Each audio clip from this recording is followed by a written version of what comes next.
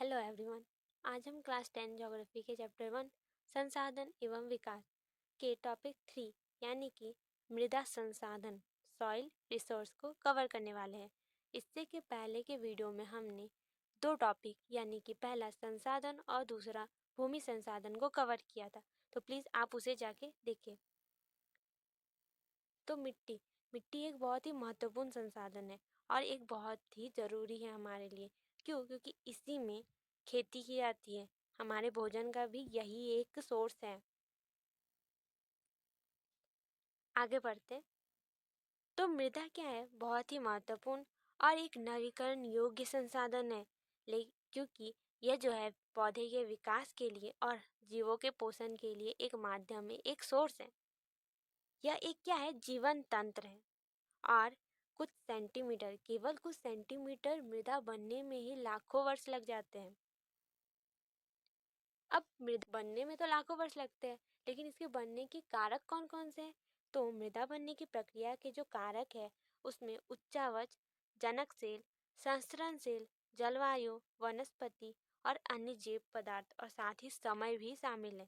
अब उच्चावच क्या होता है? तो उच्चावच का मतलब है जब धरातल की ऊंचाई और निचाई के अनुसार जो इसका आकार और प्रतिरूप होता है उसे हम उच्चावच कहते हैं।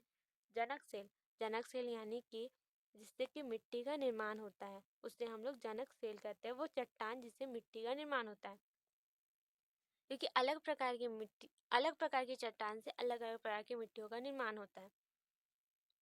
वही संस्तरणशील भी इसी के अंडर आते हैं। इसके अलावा इन कारकों के अलावा भी कुछ प्राकृतिक तत्व हैं जो कि मृदा बनने की प्रक्रिया में योगदान देते हैं, जिनमें से पहले तापमान परिवर्तन, बहते जल की क्रिया, पवन, हिम नदी और अपघटन क्रियाएं शामिल है। तो मृदा है जो मिट्टी, वो दो प्रकार के पदार्थ से बनी होती है, एक जैव और दूसरा अजैव। अब जैव और अजैव क्या होता है वो हमने पहले की वीडियो में पढ़ा हुआ है, तो प्लीज़ आप उसे पहले देखिए, तब आपको जैव और अजैव के बारे में समझ आएगा। यहाँ पर आपके बुक में एक पिक्चर दिया गया है जिसमें कि मृदा परिच्छेदिका के बारे में दिखाया गया है, तो इसे आप देख लीजिएगा। आगे बढ़ते हैं। मृदा बनने की प्रक्रिया को निर्धारित करने वाले जो तत्व हैं उनमें रंग, गहराई, गठन, आयु, रासायनिक और भौतिक गुण आते हैं और इन्हीं के आधार पर हमारे भारत में मृदा के कुछ निम्न प्रकार से इसे विभाजित किया गया है, बांटा गया है, जिनमें से सबसे पहले आते हैं जलोढ़ मृदा। सबसे पहले है जलोढ़ मृदा, इसके बाद है काली मृदा, तीसरे नंबर पे आती है लाल और पीली मृदा, फिर आते हैं लैटराइट मृदा, मरुस्थलीय मृदा और वन मृदा। अब इन मृदाओं के बारे में भी हम पढ़ेंगे कि आखिर ये मृदाएं होती क्या है, किन क्षेत्रों में पाई जाती है और इनमें किस प्रकार की खेती की जाती है। तो सबसे पहले हम जानते हैं कि जलोढ़ मृदा क्या है, यानी कि एलोवियल सॉइल क्या है। यहाँ पर जलोढ़ मृदा का पिक्चर दिया गया है, ठीक। तो ये मृदा बहुत ही ज़्यादा उपजाऊ होती है और बहुत अच्छी होती है कृषि के लिए। और यह जो मृदा है, मिट्टी है, वो हमारे भारत के जो उत्तरी मैदान है वहाँ पर पाई जाती है। यह मृदा जो है सिंधु, गंगा और ब्रह्मपुत्र द्वारा जो लाए गए निक्षेप होते हैं उनसे बने होते हैं और ये तीनों नदियाँ हमारे हिमालय की 3 महत्वपूर्ण नदी हैं। यह मृदा राजस्थान और गुजरात तक भी फैली हुई है। पूर्वी तटीय मैदान विशेषकर महानदी, गोदावरी, कृष्णा और कावेरी नदियों के डेल्टे भी इसी जलोढ़ मिट्टी से बने हुए हैं।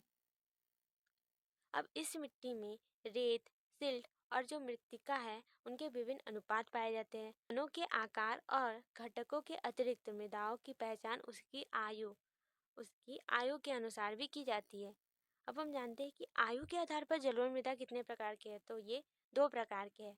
पहले आता है पुरानी जलोढ़, जिसे कि हम बांगर कहते हैं, और दूसरा आता है नया जलोढ़, जिसे कि हम खादर कहते हैं। अब बांगर और खादर कैसी मिट्टी होती है, जबकि यह है एक ही मिट्टी, जलोढ़ मिट्टी, लेकिन इसके नाम अलग अलग है। क्यों? क्योंकि इसकी आयु के हिसाब से। अब बांगर मृदा हम अगर समझे तो ये इस प्रकार की मृदा है जिसपे कि कंकर यानी कि पत्थर बहुत ज़्यादा पाए जाते हैं, और वहीं जो खादर है वो इस प्रकार की मृदा है जो कि बांगर के हिसाब से बहुत ही महीन कण यानी कि बहुत ही महीन कंकर से बने होते हैं। यह मिट्टी बहुत ही उपजाऊ होती है और यह जो होती है पोटास, फास्फोरस और चूना युक्त होती है, जो कि गन्ने, चावल, गेहूँ, अन्य अनाज और दलहन फसलों के लिए बहुत ही उपयोगी और बहुत ही अच्छी किस्म की होती है। यह मृदा बहुत ही उपजाऊ होती है और इस पर क्या होती है, गहन कृषि की जाती है। सूखे क्षेत्र में मृदा अधिक क्षारीय होती है और इन मृदाओं को अगर हम सही उपचार और सिंचाई करें तो इसकी भी उपज को हम बढ़ा सकते हैं। यहाँ तक हमने जलोढ़ मृदा के बारे में पढ़ा। अब हम पढ़ेंगे काली मृदा, आखिर ब्लैक सॉइल किसे कहते हैं और ये किस लिए यूज की जाती है। अब उसके नाम से पता चलता है कि ये क्या है, काली मृदा है, काले रंग की मृदा है और इस पे जो है कपास यानी कि कॉटन की खेती की जाती है। आगे देखते हैं। यह मृदा क्या होती है, काले रंग की होती है, अभी हमने समझा। और इसे रेगर मृदा भी कहते हैं। इसे काली मृदा भी कहते हैं और साथ ही साथ इसे रेगर मृदा भी कहते हैं। यह मिट्टी जो होती है कपास यानी कि कॉटन की खेती के लिए बहुत ही उपयोगी है, लाभदायक है और इसे हम काली कपास मृदा भी कहते हैं। तो इसे हम लोग 3 नाम से जान सकते हैं। पहला तो काली मृदा, दूसरी हो गई रेगन मृदा और तीसरे में हम इसे काली कपास मृदा भी कह सकते हैं। तो इन मृदाओं के बनने में जलवायु और जनक सेल क्या करते हैं, योगदान देते हैं। इस प्रकार की मृदा दक्कन पठार इसके बेसाल्ट क्षेत्र के उत्तरी पश्चिमी भाग में मिलती है और लावा जनक सेल से बने होते हैं। आगे देखते हैं। यह मृदा महाराष्ट्र, सौराष्ट्र, मालवा, मध्य प्रदेश और छत्तीसगढ़ के पठार के क्षेत्र में पाई जाती है और दक्षिण पूर्वी एशिया में गोदावरी और कृष्णा नदियों में घाटियों में भी विस्तृत है। यह मृदा बहुत ही बारीक कण यानी कि मृत्तिका से बनी होती है और इसकी जो नमी धारण करने की क्षमता होती है वो बहुत ही अच्छी होती है, अधिक होती है। इन मृदाओं में कैल्शियम कार्बोनेट, मैग्नीशियम, पोटास और चूने जैसे जो पौष्टिक तत्व है वो भी पाए जाते हैं, लेकिन इसमें जो फास्फोरस की मात्रा होती है वो कम होती है, इसमें कमी पाई जाती है। ग्रीष्म और जो शुष्क मौसम होते हैं, इन मौसमों में मृदाओं में गहरी दरार पड़ जाती है, जिससे कि इनमें वायु अच्छी तरह से मिश्रित हो जाती है, मिल जाती है। और और गीले होने पर यह मृदाएं बहुत ही चिपचिपी हो जाती है, जिससे कि इसे जोतना यानी कि इसमें हल चलाना बहुत ही ज़्यादा मुश्किल हो जाता है। इसलिए इसकी जुताई मानसून के प्रारंभ होने से पहले ही यानी कि इसकी पहली बौछार से ही प्रारंभ कर दी जाती है। अब हम पढ़ेंगे लाल और पीली मृदा क्या है, यानी कि रेड एंड येलो सॉइल किसे कहते हैं। तो यहाँ पर इसके भी पिक्चर दिए हुए हैं कि ये रेड सॉइल और यहाँ पर येलो सॉइल। अब हम जानेंगे कि इस मृदाओं का रंग रेड एंड येलो होता क्यों है। आगे हम पढ़ेंगे इसे। तो लाल रंग की मृदा दक्कन पठार की पूर्वी और दक्षिणी भाग में रवेदार आग्नेय चट्टानों पर कम वर्षा वाले भागों पर विकसित हुई है। ये मृदाएं कहाँ, दक्कन पठार के पूर्वी और दक्षिणी भाग में रवेदार आग्नेय चट्टानों के कम वर्षा वाले भागों में विकसित हुई है। यह मिट्टी या फिर हम इसे मृदा भी कह सकते हैं, उड़ीसा, छत्तीसगढ़, मध्य गंगा मैदान के दक्षिणी छोर पर और पश्चिमी घाट के पहाड़ी पथ पर पाई जाती है। और इनमें जो लाल रंग होता है वो किस लिए होता है, वह रवेदार आग्नेय और रूपांतरित चट्टान में जो लौह धातु होते हैं उसकी मात्रा के कारण होता है। और इसका पीला रंग जल योजन के कारण होता है। जल योजन यानी कि जल धारण करने की क्षमता। अब हम जानेंगे लेटराइट मृदा क्या है। तो लेटराइट मृदा, जिसे इंग्लिश में भी लेटराइट ही कहा जाता है, लेटराइट सॉइल। तो यह जो होती है यह मृदा ईंट बनाने में काम आती है, यानी कि इन मृदाओं का यूज हम ईंट बनाने के लिए कर सकते हैं। तो ये जो लेटराइट शब्द है इसकी उत्पत्ति कहाँ से हुई है, ग्रीक भाषा के शब्द लेटर से, जिसका अर्थ होता है ईंट। और यह मिट्टी उच्च तापमान और अत्यधिक वर्षा वाले क्षेत्र में विकसित होती है। यह भारी वर्षा से अत्यधिक निक्षालन परिणाम है। इन मृदाओं में ईंटों का निर्माण होता है, यह हमने अभी बताया। इस मृदा में ह्यूमस की मात्रा जो है कम पाई जाती है, क्योंकि अत्यधिक तापमान के कारण यानी कि ज़्यादा तापमान होने के कारण जो जैविक पदार्थ है उसका अपघटन हो जाता है और बैक्टीरिया क्या हो जाते हैं, वो भी नष्ट हो जाते हैं। इस मृदा में अधिक मात्रा में खाद और रासायनिक उर्वरकों को डालकर इसका यूज़ करके हम इसे खेती के लायक बना सकते हैं, यानी कि इसमें हम खेती कर सकते हैं। लेकिन इसके लिए हमें इसमें बहुत ज़्यादा खाद और रासायनिक उर्वरक डालने पड़ेंगे। यह मृदा कर्नाटक, केरल, तमिलनाडु, मध्य प्रदेश, उड़ीसा और असम के जो पहाड़ी क्षेत्र है उन क्षेत्रों में ये पाई जाती है। मृदा संरक्षण की उचित तकनीक अपनाकर इन मृदा पर कर्नाटक, केरल और तमिलनाडु में चाय, कॉफी उगाई जाती है। वहीं तमिलनाडु, आंध्र प्रदेश और केरल की लाल लैटेराइट मृदाएं काजू की खेती के लिए बहुत ही ज़्यादा अधिक लाभदायक होती है। आगे बढ़ते हैं। अब आगे हम पढ़ेंगे कि मरुस्थलीय मृदा क्या है, यानी कि डेजर्ट सॉइल क्या है। तो इसके नाम से पता चलता है कि ये डेजर्ट में पाई जाने वाली मिट्टी होती है। तो ये मिट्टी का रंग क्या होता है, इन मिट्टी का रंग लाल कलर और भूरा कलर का होता है।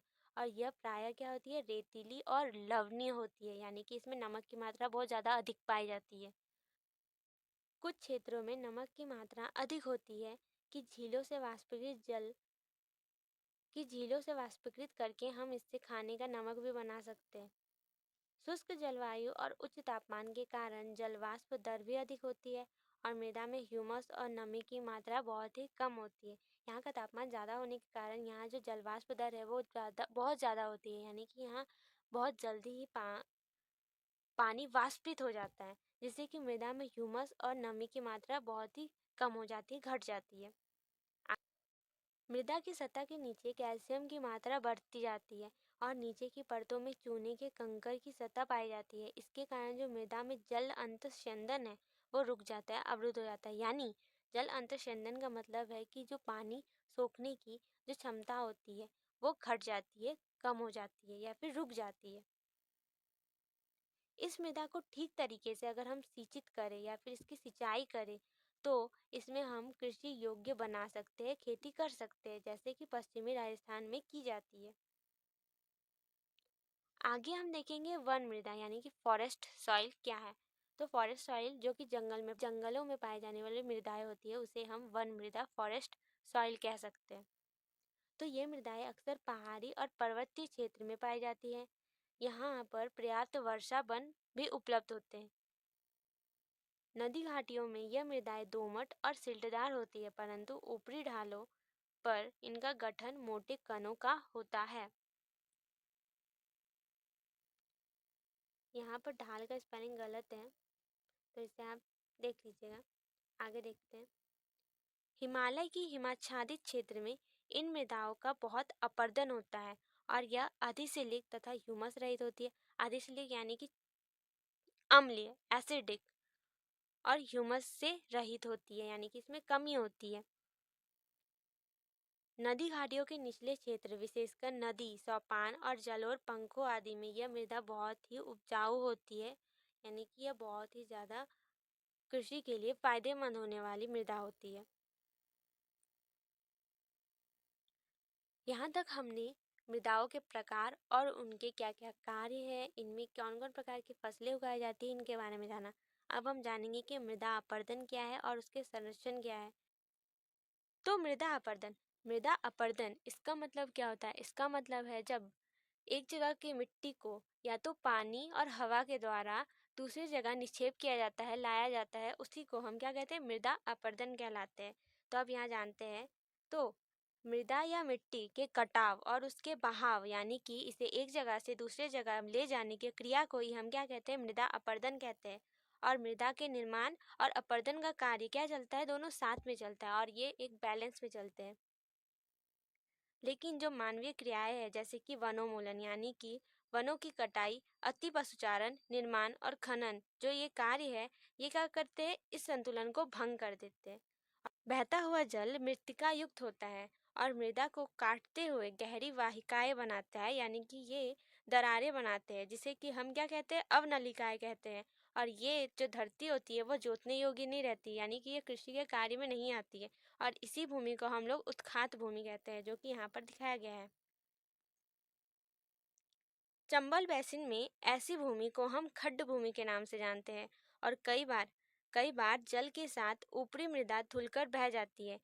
इस क्रिया को हम चादर अपरदन कहते हैं, यानी कि ऊपरी मृदा का बह जाना, उसका इस जगह से हट जाना ही चादर अपरदन कहलाता है।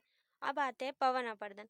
अब पवन अपरदन इसके नाम से पता चलता है कि जो पवन द्वारा मैदान और ढाल के क्षेत्र से मृदा को उड़ाकर ले जाना एक जगह से दूसरी जगह, उसी को हम पवन अपरदन के नाम से जानते हैं। अब हम जानेंगे इसके संरक्षण उपाय। तो जो ढाल वाली भूमि पर समोच्च रेखाओं के समानांतर हल चलाने से ढाल के साथ जल बहाव की गति को हम कम कर सकते हैं, उसे कम किया जा सकता है और इसी को हम लोग क्या कहते हैं, समोच्च जुताई कहते हैं, जो कि कुछ इस प्रकार से की जाती है, यानी कि ये सीढ़ीनुमा की जाती है। आगे देखते हैं। तो ढाल वाली भूमि पर सीढ़ियाँ बनाई जाती है और सीढ़ीनुमा कृषि अपरदन को नियंत्रित करती है।